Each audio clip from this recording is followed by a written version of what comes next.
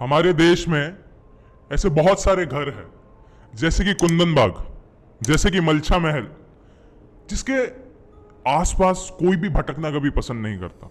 अगर आप इसके आसपास कभी भटकोगे भी तो भी आपको यहाँ की नेगेटिव एनर्जी फील हो जाएगी। जो भी यहाँ पे आसपास कभी भटकता है, या तो वो बहुत देर तक बीमार रहता है या फिर वो नेगेटिव एनर्जी उसको सताती रहती है। आपको कैसा लगेगा सुनने में कि हमारे मुंबई शहर के जोगेश्वरी इलाके में भी एक ऐसी ही बिल्डिंग है एंड उसका सेकंड फ्लोर, रूम नंबर 201, बहुत खौफनाक है, बहुत डरावना। लोगों को उसके बारे में ज्यादा कुछ ही नहीं पता।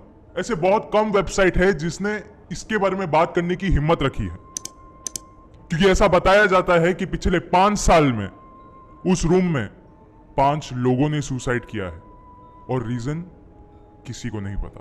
बताया जाता है कि इस फ्लोर पे, सेकंड फ्लोर पे, कोई रहना तो छोड़ो, कोई इसके आसपास भी भटकना वहां पे पसंद नहीं करता। सिर्फ उसका एक रीजन है कि यहां पे रूम नंबर 201 है। बताया जाता है कि ये इतना ज्यादा डरावना है कि लोगों ने इस बिल्डिंग के लिफ्ट से सेकंड फ्लोर का बटन ही हटा दिया है। सिर्फ एक ही रीजन, क्योंकि यहां पे रूम नंबर 201 है। आज मैं इस वीडियो में इसी जोगेश्वरी फ्लैट के बारे में बात करने वाला हूं कि यहां पे ऐसा क्या है जो इसको इतना ज्यादा खौफनाक बना सकता है। यहां पे ऐसा क्या है जो कि इस सेकंड फ्लोर पे कोई जाना नहीं पसंद करता।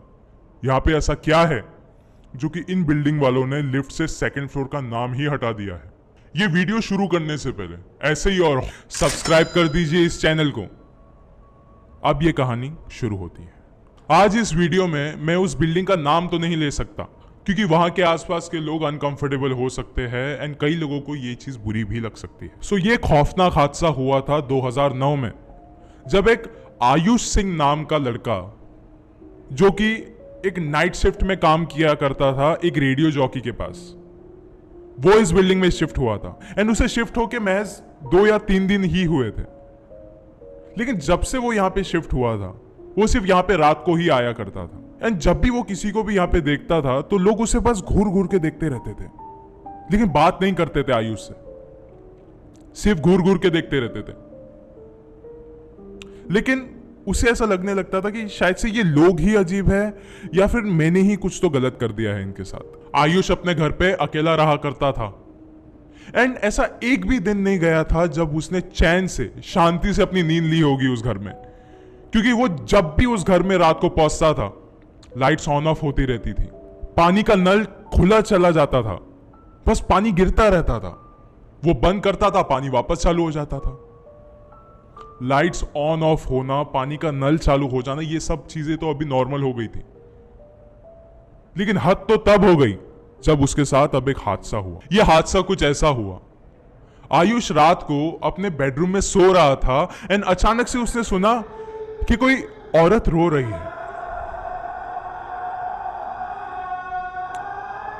ये ऐसा लग रहा था जैसे कि वो औरत किसी दर्द के मारे रो रही है, ऐसा लग रहा है कि वो बहुत ज्यादा दर्द में है। फिर आयुष हिम्मत करके अपने बेडरूम से बाहर निकला, क्योंकि उसे ऐसा लग रहा था कि आवाज हॉल रूम से आ रही है।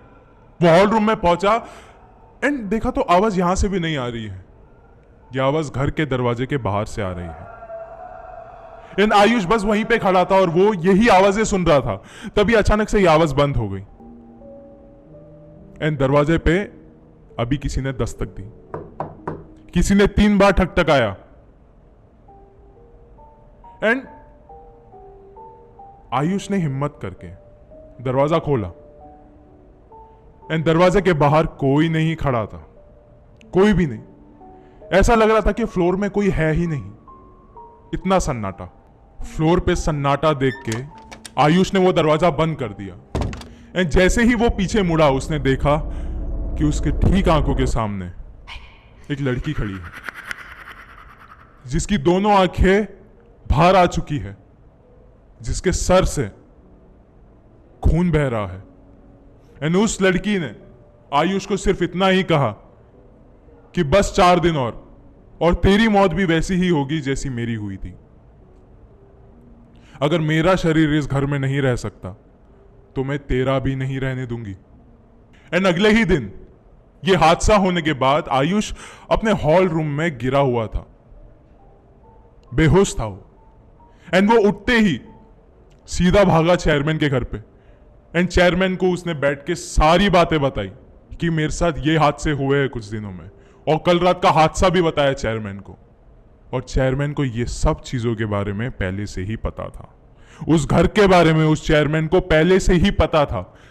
लेकिन उसने कुछ भी नहीं कहा आयुष को। उसने बस इतना कहा कि मैं कमिटी मेंबर से बात करता हूं और कल आपके घर पे एक विजिट देने आता हूं। चेयरमैन की ये सारी बातें सुन के आयुष बिल्कुल भी सेटिस्फाइड नहीं था, क्योंकि बातों से क्या होगा, आखिर में तो आयुष को ही उस घर में जाना है ना, उसी घर में जहां पे आयुष के साथ कोई तो रह रहा है, क्योंकि आयुष को भी नहीं पता है कि ये कौन है।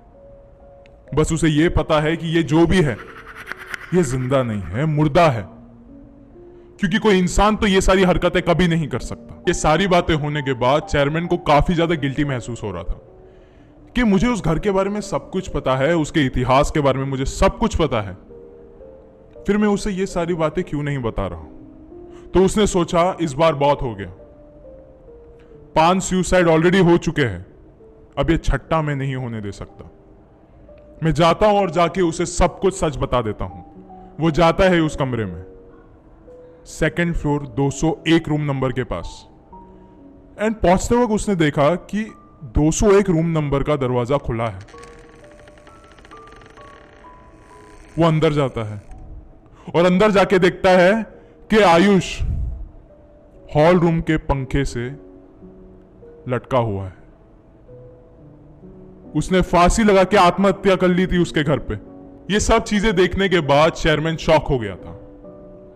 उसको काफी गिल्टी महसूस हुआ, बिकॉज 5 सुसाइड ऑलरेडी हो चुके हैं इस कमरे में और अब यह छठा भी हो गया। फिर उसने ये चीज ठान ली कि अब मैं यहां पे किसी और को नहीं रहने देने वाला, ये फ्लोर पे ही अभी कोई नहीं रहेगा। लेकिन अभी आप सबके दिमाग में एक सवाल तो आता रहेगा, क्यों इस कमरे में ये सब, क्यों, कैसे होता है ये सारी चीजें, क्या है इसका इतिहास। ये घर का इतिहास कुछ इस तरीके से शुरू होता है।